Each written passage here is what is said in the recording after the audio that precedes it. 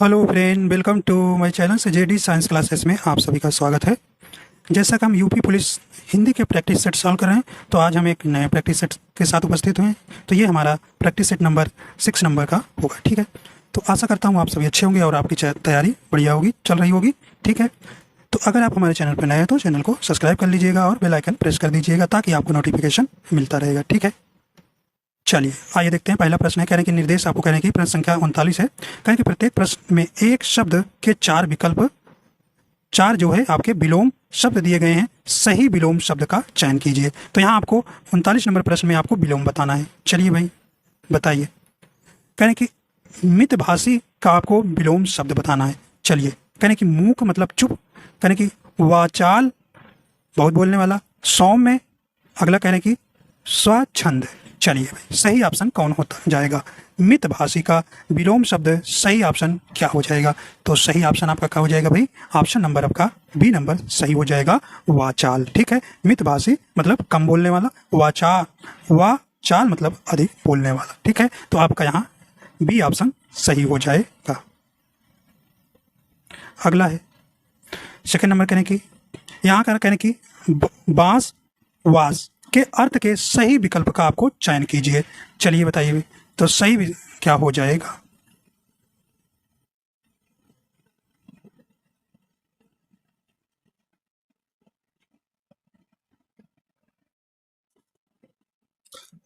चलिए भाई देखिए, कह रहे कि बांस वास, तो सही ऑप्शन इसमें कौन सा हो जाएगा? तो देखिए बांस, एक बांस का मतलब क्या है? गंध। ठीक है, और एक वास का मतलब क्या है? निवास। ठीक, तो आपका ऑप्शन नंबर यहाँ बी नंबर सही हो जाएगा।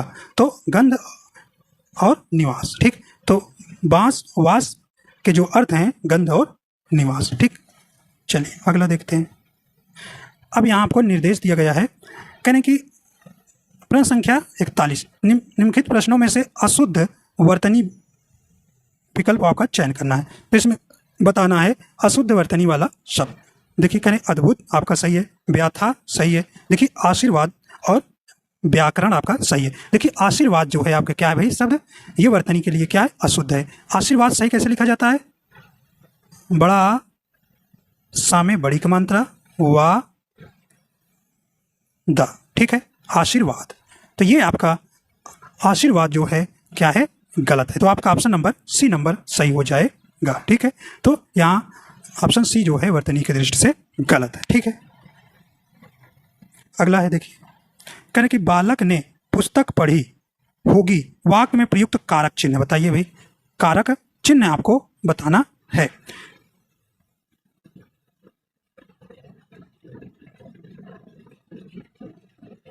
ठीक है, तो यहाँ पे सही कारक कौन सा हो जाएगा? कहें कर्म कारक है, अधिकरण कारक है, करण कारक है या कर्ता कारक है? देखिए, तो यहाँ कर्ता ने कह रहे ना, बालक जो कर्ता आपको बालक ने पुस्तक पढ़ी, तो कहाँ पे सही हो जाएगा? तो कर्ता कारक, कर्ता कारक का चिन्ह आप जानते हैं, ने। ठीक है, तो इस प्रकार आपका ऑप्शन नंबर डी हो जाएगा। ठीक है, ऑप्शन नंबर डी सही हो जाएगा। देखिए आपके कारण कारक कितने होते हैं भाई? 8 होते हैं। ठीक है, तो कर्ता कर्ता कारक का चिन्ह क्या है? ने है।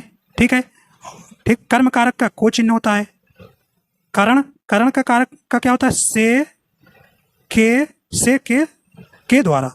ठीक है, करण कारक हो गया। संप्रदान का क्या होता है? को के द्वारा। ठीक है, तो ये क्या हो गया? संप्रदान के। और अपादान के जानते हैं आप, से कारक चिन्ह है। ठीक, संबंध का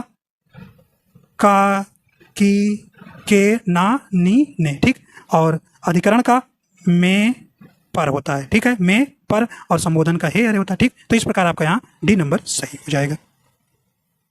अगला प्रश्न कह रहे हैं कि कहने के निम्नलिखित वाक्यों के लिए सही शब्द का चयन करना है। तो कई शब्दों के लिए एक शब्द आपको बताना है। कहने कि दीवारों पर बने हुए चित्र, तो उसके लिए एक शब्द क्या कहते हैं? तो क्या कहते हैं भी? तो आपका ऑप्शन नंबर कौन सा सही हो जाएगा? तो ऑप्शन नंबर बी नंबर सही हो जाएगा, भित्ति चित्र कहते हैं। ठीक, दीवारों पर बने हुए चित्र को हम भित्ति चित्र कहते हैं। ठीक है, आइए अगला देखते हैं। आइए अगला प्रश्न है, कहने कि हिंदी में सर्वनामों की संख्या है। तो बताइए भाई हिंदी में सर्वनाम कितने होते हैं? तो सर्वनामों की संख्या कितनी है? तो हिंदी में सर्वनाम कह रहे कि 10 है, 11 है, 12 है, 13 है। बताइए सही ऑप्शन कौन सा हो जाएगा। तो हिंदी में सर्वनामों की संख्या कितनी होती है भाई? 11 होती है। क्या भाई? 11 होती है। जैसे आपको जो इस प्रकार है कहते हैं कि जैसे मैं, तू, आप, यह, वह,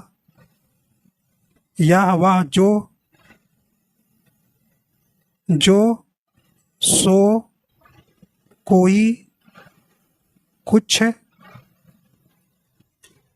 कौन,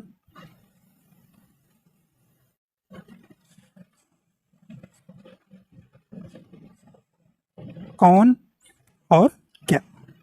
ठीक है, ये आपके 11 हो गए। तो भाई कौन?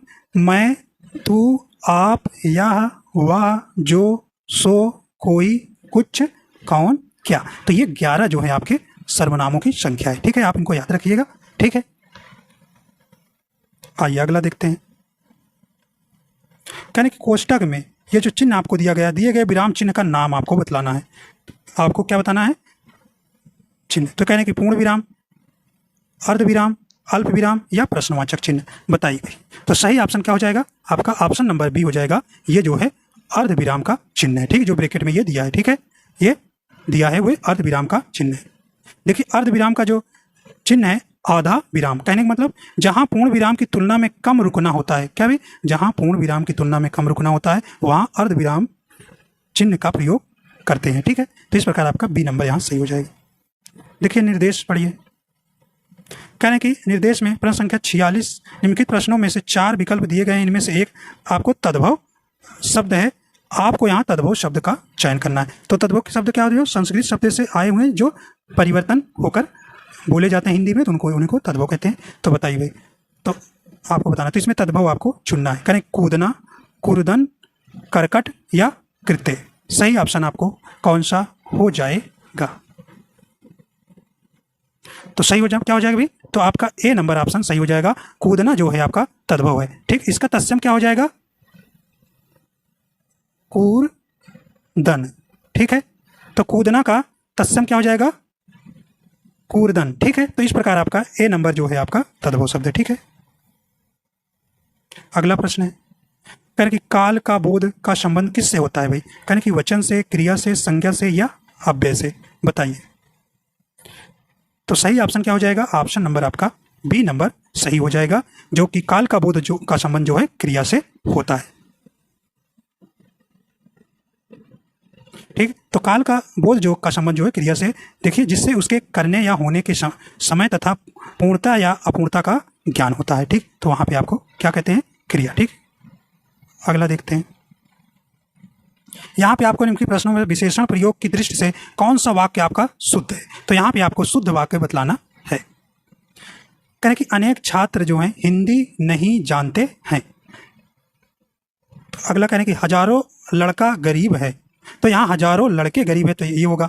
कितने लड़का पढ़ रहे हैं, तो कितने लड़के पढ़ रहे हैं, ये गलत है। सेना में कितना घोड़े हैं, तो भाई सेना में कितने घोड़े हैं। तो आपका यहाँ पहला वाला ही सही हो जाएगा। ठीक, अनेक छात्र हिंदी नहीं जानते हैं। ठीक है, पहला सही हो जाएगा।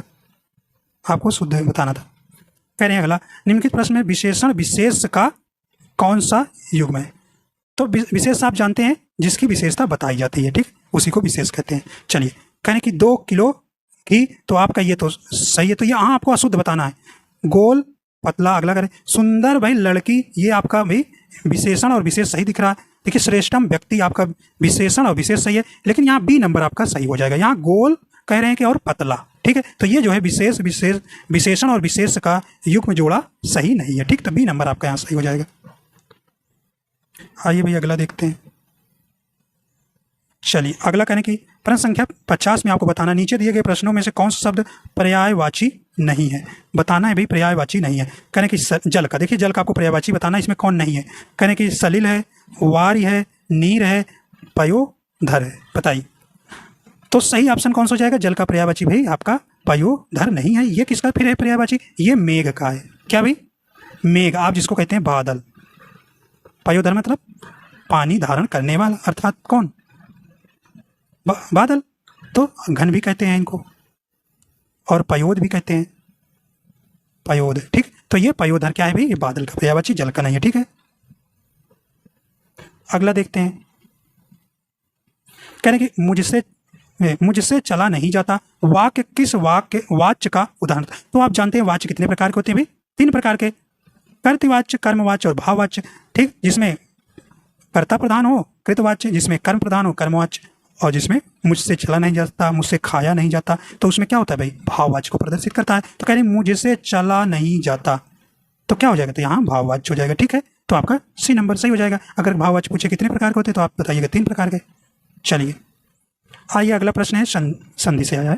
कहने कि निम्नलिखित कौन सा कपीस शब्द का सही संधि विच्छेद है, बताइए भाई। कपीस शब्द का सही संधि विच्छेद हो जाएगा, कहने कपी प्लस कपी प्लस सा, कप पे प्लस इस, या कप प्लस इस, या कपी प्लस इस। तो सही ऑप्शन आपका कौन सा हो जाएगा, आपका डी नंबर सही हो जाएगा, कपी प्लस इस। ठीक है, देखिए छोटी और बड़ी मिलकर क्या हो गया भाई, बड़ी। तो कौन सी संधि, दीर्घ संधि ना, दीर्घ संधि। तो आपका डी आपका सही ऑप्शन हो जाएगा।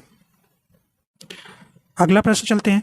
तो प्रत्येक शब्द में कौन सा समास है, देखिए भाई प्रत्येक शब्द में पूछ रहे हैं कौन सा शब्द है। तो देखिए प्रत्येक में आपसे उपसर्ग भी पूछता है, और भैया जिसमें उपसर्ग पहले शब्द लगा रहता है उसको आप जानते हैं कौन सा समास है। तो आप उपसर्ग से भी समास पहचानना जानते हैं। तो बताइए भाई प्रत्येक में कौन सा उपसर्ग है, प्रतिशब्द। ठीक है, तो देखिए जिसमें उपसर्ग लगा रहता है कौन सा होता है, अव्ययीभाव समास होता है। तो आपका यहाँ डी नंबर सही हो जाएगा। ठीक है, और द्विगु समास में आप पहचानते हैं उसमें क्या होती है, आगे नंबर दी रहती है। ठीक है, नंबर दी रहती है, नवग्रह, नवरत्न, चौराहा, तीन रत्न, त्रिरत्न, ठीक, त्रिफल। ठीक है, द्विगु आप पहचान लेंगे। द्वंद्व में आप समझ लेंगे दोनों पद प्रधान होना चाहिए और उनका विग्रह करने पर और आना चाहिए बीच में। ठीक है, माता पिता, दिन रात। ठीक, और तत्पुरुष में इसमें क्या उत्तर पद प्रधान होता है और पूर्व पद क्या होता है भाई, गौण होता है, और इनका विग्रह करने पर आप में विभक्तियाँ आती हैं। ठीक, चलिए तो आपका यहाँ डी सही हो जाएगा। और 2 बचे हैं समास। ठीक है, कर्मधारय और बहुव्रीहि आपको बताते रहेंगे, हर एक में आता रहेगा जो उनकी परिभाषा, उनको कैसे पहचानेंगे। चलिए 54 नंबर देखिए, जिन शब्दों का रूप सदैव समान रहता है उन्हें कहते हैं। अब बताइए भाई किनका रूप जो है सदैव समान रहता है, बदलता नहीं, बताइए। तो क्या हो किन किन करें कि अव्यय, वचन, क्रिया, लिंग। बताइए, तो सही ऑप्शन ए नंबर हो जाएगा, अव्यय के। ठीक है, तो देखिए अव्यय क्या होते हैं, ऐसे शब्द जिनमें जो है लिंग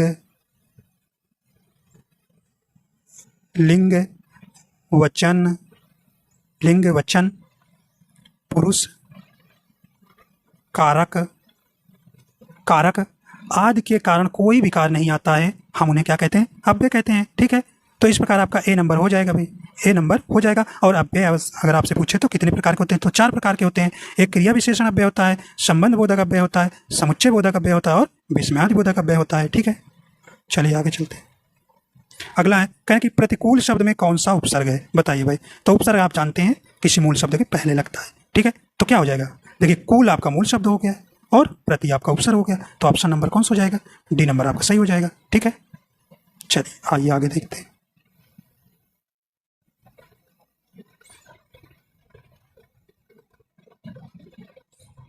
देखिए अगला प्रश्न कह रहे हैं कि 56 नंबर का, निम्नलिखित में से कौन सा अंक शब्द का अनेकार्थक नहीं है, अनेकार्थक नहीं है, बताइए भाई अनेकार्थक शब्द कौन सा नहीं है। चलिए तो कहने कि निशान, गोंद, संख्या, अंक का आपको बताना है, और अंश। तो देखिए निशान, गोद, संख्या जो है अंक के अनेकार्थक शब्द है। नहीं वाला पूछा है तो आपका डी नंबर सही हो जाए। देखिए अंश जो है भाग का है। ठीक है, अनेकार्थक शब्द भाग का है। ठीक है भाई, भाग, हिस्सा। ठीक है, हिस्सा का है, शाखा भी इसको कहते हैं, ये शाखा का भी है। ठीक है, तो अंक का जो अनेकार्थक शब्द निशान, गोद, संख्या है, लेकिन अंक अंश है नहीं है। अंश किसका है, हिस्सा या भाग या शाखा। ठीक है, अगला देखते हैं। कहने कि निम्नलिखित में से कौन सा शब्द प्रत्यय रहित है। अब बताइए भाई किसमें प्रत्यय नहीं लगा है, किसमें प्रत्यय नहीं लगा है। देखिए कहने अध्यापक, गायिका, गायिका में इका प्रत्यय है। ठीक है, अगला देखिए प्रिया, आ प्रत्यय है, और नैतिक में इक प्रत्यय है। ठीक है, तो इस प्रकार गायिका में इका प्रत्यय है, और प्रिया में आ प्रत्यय है, और नैतिक में एक प्रत्यय है। तो भाई देखिए आपका अध्यापक जो है प्रत्यय रहित शब्द है, ठीक। प्रत्यय रहित मतलब जिसमें प्रत्यय शब्द ना प्रयोग हुआ हो, ठीक है। तो अध्यापक जो है ये प्रत्यय रहित शब्द है, ठीक है। आगे देखते हैं, अगला देखते हैं भाई। चलिए देखते हैं अगला प्रश्न। कहने की विभक्त से रस का अस्थाई भाव। देखिए रसों की संख्या कितनी है, 9 है, जो इसके अस्थाई भाव आपसे पूछे जाते हैं। तो अस्थाई भाव आपको याद करके ही जाना है। चलिए कहने की निर्वेद है, विस्मय है, क्रोध है या जुगुप्सा है। तो भाई विभत्स रस का स्थायी भाव क्या हो जाएगा, आपका ऑप्शन नंबर डी हो जाएगा, जुगुप्सा, ठीक है। क्या हो जाएगा भाई, जुगुप्सा। देखिए रस आप जानते हैं कितने प्रकार के हैं, 9 प्रकार के हैं। देखिए श्रृंगार रस, तो पहला श्रृंगार रस का क्या होता है स्थायी भाव, रति। क्या भी, रति। और या प्रेम, प्रेम भी आ जाएगा तो शब्द में आप देखिए, लेकिन रति आप ज़्यादा पूछेगा, ठीक है। तो इन्हें आप जानते हैं श्रृंगार रस को क्या कहते हैं भाई, रसराज कहा जाता है। ये आपसे पूछ, हास रस का हास होता है अस्थाई भाव, ठीक है। करुण रस का भाई क्या होता है, शोक होगा, ठीक है। करुण का शोक होगा। वीर रस का उत्साह होगा, भाई उत्साह होगा तभी तो वीरता दिखाओगे। अगला देखिए, रौद्र रस का क्रोध होता है अस्थाई भाव, क्रोध होगा। भयानक रस का भय होता है, विभत रस का आपको जुगुप्सा हो गया। अद्भुत रस का विस्मय होगा, विस्मय। और शांत रस का क्या होता है भाई, निर्वेद। क्या भाई, निर्वेद, ठीक। इस प्रकार आपके 9 रस हो जाते हैं, ठीक है। तो आप इन्हें याद रखिएगा। चलो आगे चलते हैं। अगला कह रहे हैं कि जली कटी सुनाना। चलिए भाई जली कटी सुनाना का क्या बताना है आपको, मुहावरे बताना का अर्थ बताना है। कह रहे हैं कि बुरा भला कहना, सत्य बोलना, आप्त वचन बोलना या शस्त्र सम्मत कहना। चलिए तो क्या भाई कह रहे हैं कि जली कटी सुना के चला गया ना, तो कह रहे हैं कि बुरा भला कहना, ठीक। तो आपका ऑप्शन नंबर सही हो जाएगा, बुरा भला कहना। चलिए अगला देखते हैं भाई। कह रहे हैं कि रघुपति राघव राजा राम में अलंकार है। चलिए कह रहे हैं कि विपसा है, पुनरुक्ति है, विरोधाभास है या अनुप्रास है। तो भैया क्या हो जाएगा, ये आपका ऑप्शन नंबर डी हो जाएगा, अनुप्रास अलंकार है। क्या है, अनुप्रास अलंकार। तो आप अनुप्रास अलंकार जानते हैं, जहाँ पर वर्णों की आवृत्ति बार बार हो वहाँ अनुप्रास अलंकार होता है। तो यहाँ रा और रा। देखिए रघुपति में भी रा, राघव में भी रा, राजा में भी रा, राम में भी रा, ठीक। तो इस प्रकार आपका अनुप्रास अलंकार हो जाएगा, ठीक है। 61 नंबर भैया देखो प्रश्न। करें अपनी पगड़ी अपने हाथ लोकोक्ति का अर्थ बताइए।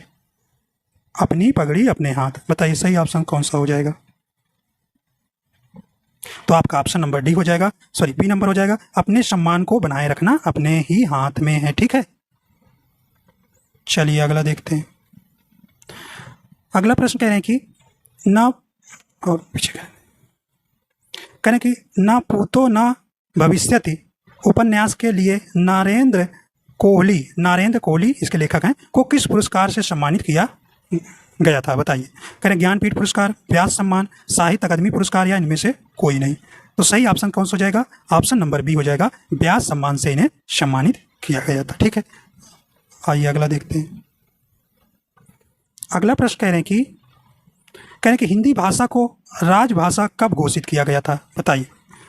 इंपॉर्टेंस प्रश्न है, आता भी रहता है एग्जाम में। तो कब किया गया था भाई, तो आपका ऑप्शन नंबर ए हो जाएगा, 14 सितंबर 1949 को, ठीक। तो इसीलिए हर साल जो है राजभाषा हिंदी जो दिवस मनाया जाता है, हिंदी दिवस 14 सितंबर को मनाया जाता है, ठीक है, 14 सितंबर को। अगर आपसे पूछ ले भाई विश्व हिंदी दिवस कब मनाया जाता है, तो आप ये भी याद रखिएगा 10 जनवरी को, ठीक है, 10 जनवरी को विश्व हिंदी दिवस मनाया जाता है। चलें आगे, आइए। कह रहे हैं कि निम्न वाक्यों में सही वाक्य का चयन करना है, आपको यहाँ सही वाक्य बतलाना है। चलिए कह रहे हैं कि जानते हैं किसी को कि इस बात को सताया ना जाए। तो यहाँ देखिए को की यहाँ पे गलत हो गया, जानते हैं इस बात को की गलत है, इस बात को जानते हैं कि किसी को सताया नहीं जाए।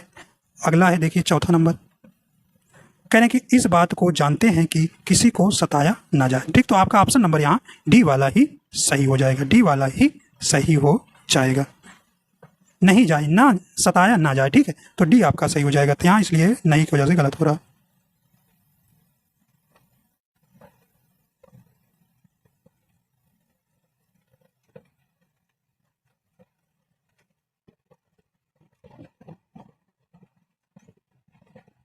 आइए भाई अगला देखते हैं। यहाँ देखिए अगला है 65 नंबर प्रश्न। कहने की दोहा और चौपाई कैसे छंद है? कहने की मात्रिक छंद है, मुक्त छंद है, वर्णिक छंद है या वर्णिक छंद है? बताइए। दो ऑप्शन है की तरह। चलिए कहने दोहा और चौपाई कैसे छंद है, तो ये कैसे है भाई? ये आपका ऑप्शन नंबर हो जाएगा मात्रिक छंद है। ठीक है, मात्रिक छंद है। ठीक है, दोहा आप जानते हैं, दोहा जो है ये अर्ध अर्ध सम मात्रिक छंद है। और दोहा में जो है आप जानते हैं, दोहा में 4 चरण होते हैं, जिसमें जो है विषम चरणों में 13 मात्राएं होती हैं। क्या भाई? विषम चरणों में 13 मात्राएं होती है और सम चरणों में 11 मात्राएं होती है। ठीक है, 11 कहने का मतलब पहले और तीसरे में 13 मात्राएं, दूसरे और चौथे में 11 मात्राएं होती है। और चौपाई जो है सममात्रिक छंद है, इसमें 4 चरण होते हैं और प्रत्येक चरण में 16 मात्राएं होती है। ठीक है, ठीक, तो इस प्रकार आपको ध्यान रखना है। अब देखिए भाई, देखिए पैसेज है, छोटा सा पैसेज है, अभी और प्रश्न है क्योंकि 75 तक करना है, यहाँ तक 70 करें, 66 से 70 तक ही आपको इस गद्यांश को पढ़ना है, फिर इसी गद्यांश को पढ़ के आपको प्रश्नों का जवाब देना है। ठीक है, तो आइए देखते हैं। चलिए, कह रहे हैं कि आधुनिक मानव की चिंतन प्रक्रिया पर भी ज्ञान ने गहरा प्रभाव डाला है। आस्था और श्रद्धा के स्थान पर तर्क और बुद्धि की प्रतिष्ठा से ही परंपरागत मूल्यों पर प्रश्न चिन्ह लगा है। किंतु इस तथ्य का एक दूसरा पहलू भी है। वैज्ञानिक चिंतन ने देश की जो दूरियां कम कर दी हैं उससे मानव में अंतर घटा है, जिससे कई पुराने मूल्यों को ही नई आयाम मिले हैं। जो सहयोग छोटे से ग्राम या समाज तक सीमित था, अब विश्वव्यापी बनता जा रहा है, जिसके परिणाम स्वरूप अंतर्राष्ट्रीयवाद पर अधिक बल दिया जाने लगा है। ठीक है, अगला है, युद्ध पहले से अधिक गर्हित ठहराया जाने लगा है। समता का भी अधिक महत्वपूर्ण मूल्य हो गया है। इसलिए यह कहना तो उचित ही नहीं जान पड़ता कि नए मूल्यों का विकास ही नहीं हुआ है, किंतु संप्रति इतना अवश्य है कि कोई नया मूल्य इतना व्यापक नहीं है। अगला देखिए,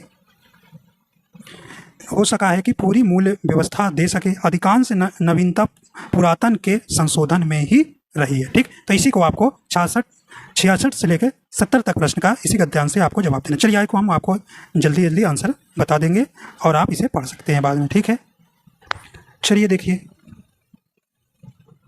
कह रहे हैं कि विज्ञान ने हमारी चिंतन प्रक्रिया पर किस प्रकार प्रभाव डाला है? बताइए। पहला है, कह रहे हैं हम अपने परंपरागत मूल्यों को तर्क और बुद्धि के कसौटी पर परखने लगे। हाँ, ये आपका पहला ही सही हो जाएगा, आपने शुरू में ही पढ़ा था।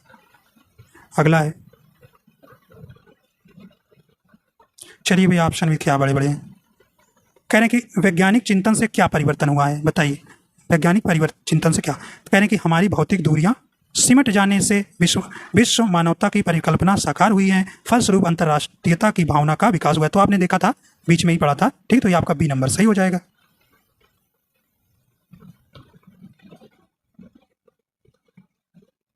आइए अगला देखते हैं।